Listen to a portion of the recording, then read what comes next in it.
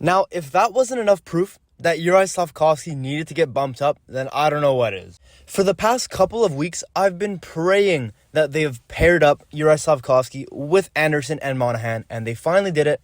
And guess what? 13 seconds into the game, Slafkovsky scores. That was the best opportunity he's had all season, and it came 13 seconds in, and he buried it, obviously. But that wasn't the only part of the game that was impressive.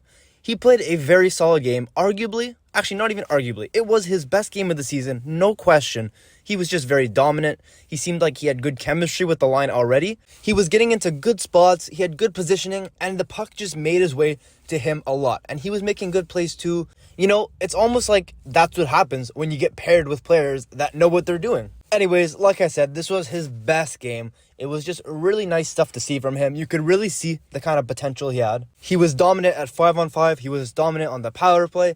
Just great stuff all around. He even almost scored a second time. He had like a semi-breakaway. He picked up some great speed off a turnover at the blue line, our blue line. Anyways, he came into the zone and absolutely rang it off the bar. He was so close to getting a 2-goal game, his first career multi-goal game. That would have been great to see. But yeah, all of this in the short sample we've seen with two players that sort of fit his play style. I mean, I could have even told you before I even watched the beginning of the season that Monahan and Anderson were a better fit than Pezzetta and Evans. You know what I mean? That's pretty simple.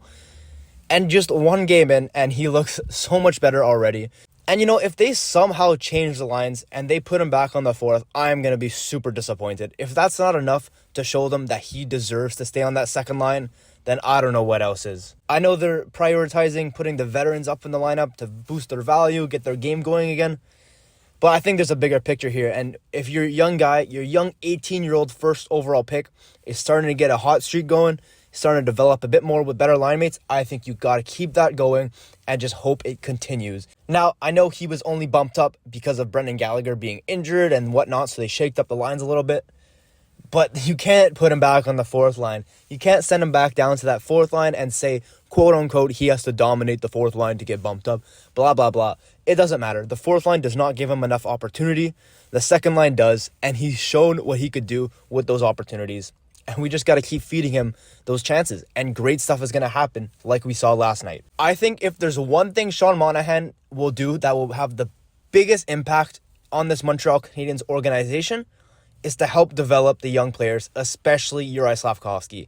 Having him paired with Sean Monahan is going to do this kid wonders. Anyways, if he remains on that second line, you better watch out for this kid because I think he's about to go off. I know we have a rough schedule coming up, but I still think this second line opportunity is just what he needs. Anyways, guys, that is going to be all for today's video. Let me know down in the comments what you think about Slafkovsky's new line. And yeah, with that being said, I'll see you all tomorrow. Take care.